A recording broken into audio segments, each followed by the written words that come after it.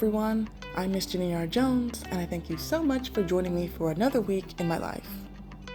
So at the top of the week, we have a brand new customer, and this is Ollie, and he is a Puerto Rican street dog, and we're going to start walking him 4 times a week. The next newcomer we had on our list is Luna, who belongs to Loki's family, and she didn't quite take a good liking to me.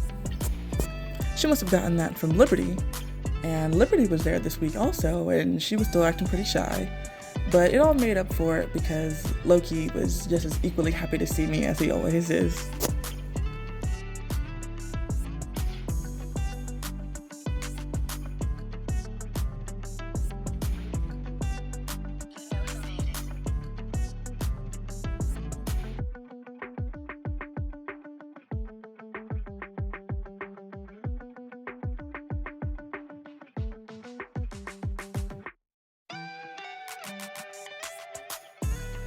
On Tuesday, we saw the always crowd pleasing Chloe and Charlie, and later on that day, we walked Haas, and Haas is going to pop back up again in this episode, which is not normal, but he was really happy to see me this day, which was a complete contrast to how he was acting the next time that I walked him.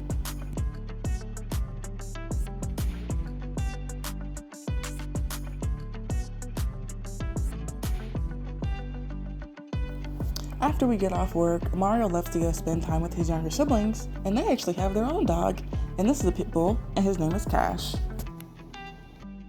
So at the end of last week's video, I said that this week was going to be nuts, and I don't know if I might have the special gift of prophecy, but if only I had really known exactly how nuts this week would be. So, of course, everyone knows about the awful tragedy that happened at the elementary school in Texas, where a gunman came and gunned down 19 children and 2 adults. Now, of course, this is sad, and only a crazy person would say that it's not sad, but my dad called me the next morning, and he was saying how, it's really unfortunate how people don't see the hypocrisy in us being sad as a nation for these 19 children that passed away from this violent murder, while all over the country every single day, thousands upon thousands of children get violently murdered in abortion clinics. And I said, you know what, Dad, you're absolutely right. And my dad, he's a lot older, so he doesn't know how to use social media. So he just said, I wish somebody would point that out. And I thought to myself, I'm somebody, so I'm gonna point it out. And so I posted on my Facebook, and I said that if you think 19 children being killed is sad, wait until you hear how many get killed in Planned Parenthood. And boy, did that get people upset. I mean, everybody came out of the woodwork. I mean, they came unglued. People, they thought that I was just being so insensitive, and this is not the right time to say things like that, and I just cannot believe that you were saying this, like, this is crazy, like, how could you, like, they're not the same at all. Now, I spent an exorbitant amount of time explaining myself in ad nauseum to these people to explain, because I don't know who's genuine and who's just, being intentionally ignorant. So I'm gonna say this once and for all, that what I was doing was that I was drawing the comparison between children getting murdered in a school and children getting murdered in the womb. People in the womb are just as valuable. They are equal in human rights, in civil rights, in a value to everybody else. So the problem that really arose was that a lot of people see the unborn as no better than like bugs and germs. So they thought that I was trying to bring the children in that shooting down to that level, when in reality, I was just trying to elevate the unborn in the eyes of people, making them see that, yes, what happened in that school is a tragedy and it's evil, but so is what goes on in Planned Parenthoods. So that's what happened. Over 600 comments later, people were outraged, and honestly, I don't care. I said what I said, I stand by what I said, and it was the right thing to do. So, yeah. Now, the warfare under my comment raged on for about 3.5 days, But in the meantime, I was doing other things as well as trying to, explain to people that the unborn are people. So I was straightening up my room, getting ready for not going out of town, but going ready for another stay. So I put all of our clothes away and I was straightening up our room because you know how much I hate to leave the room in a mess. So thankfully I got everything straightened up and I changed the sheets and I made the bed and I put all of our stuff away.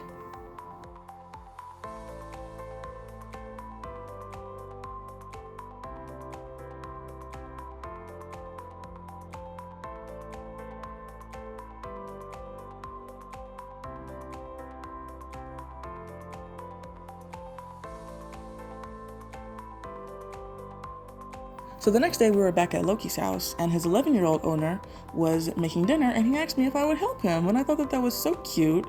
And so we made some pork chops together and he gave me one of them to test out and they were like really good. So this kid has a future in cooking ahead of him. And here we are back with Haas, who just right at the end of our walk, like you could almost see his house from where we were, he just decides to delete the rest of his walk and just throw himself on the ground and roll around. And I'm like, what are you doing? And as for the actual house sitting, we got there and it was a Yorkie named Jackson and a Beagle named Gizmo. And if you're keeping score at home, then that means that over the past 3 weekends, we've had not only new families, but different breeds that we've never watched before. And Jackson is our very first Yorkie that we've watched, and he was as exciting and cute as I just anticipated him being. Although our car is still getting us around from point A to point B right now, Mario loves to just constantly tinker with it and fuss with it to do preventative maintenance to make sure that it stays on the road. So as we were house sitting, he was just under it, checking the brakes, checking all the different stuff, and making sure everything was good to go.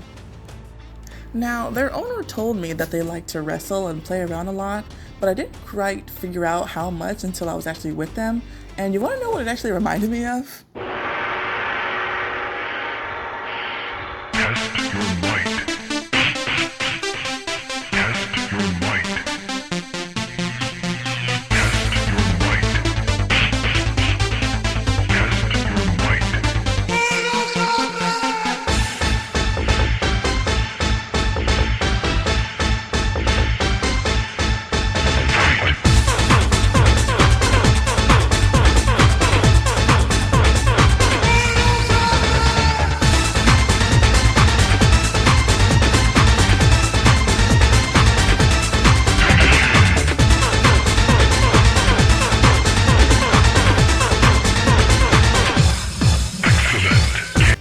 Closing out our first night over there, Mario and I were eating, while Jackson and Gizmo, who I had already fed, keep that in mind, were doing plenty of begging.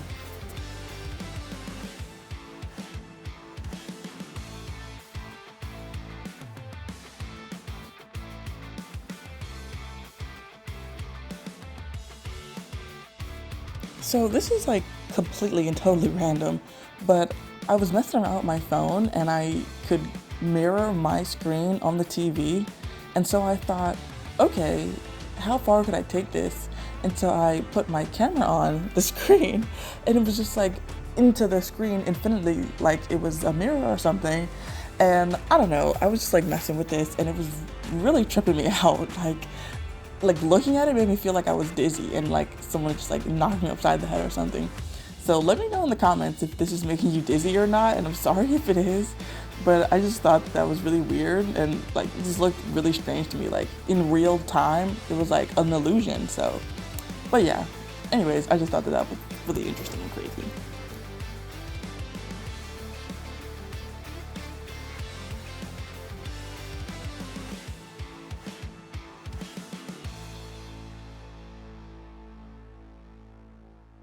And here are Jackson and Gizmo as they're waiting for me to let them back inside as they know that I'm preparing their dinner for them.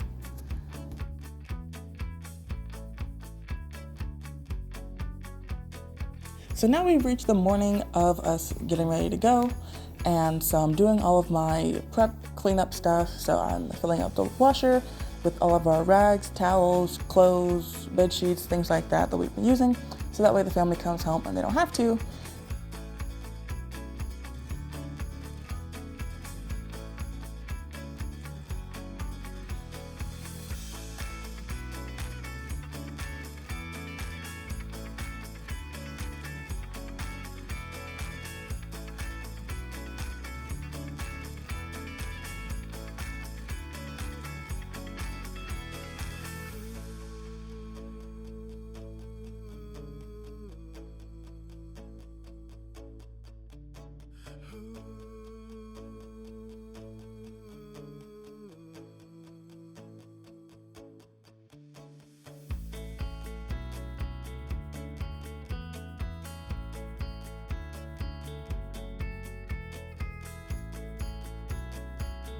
And here are the toilet paper origami that I was telling you about last episode.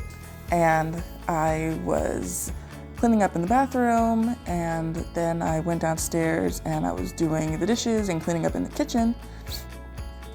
Because I don't do the dishes like just as I'm there. I just save them all in dirty water as I'm staying there, and I wash them all at once. And after I finished doing all the dishes, then I proceeded to vacuum.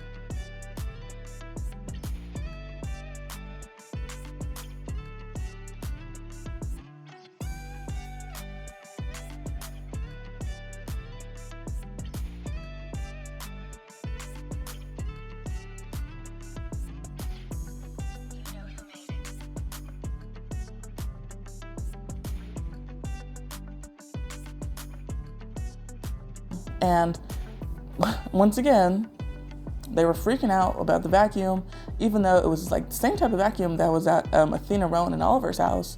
But they were just like, nope, it's a vacuum. Doesn't matter what it looks like, how loud it is. It's evil. So we have to try to kill it. But that was our week. Like this video if you are pro-life or if you just are a rebel-rouser.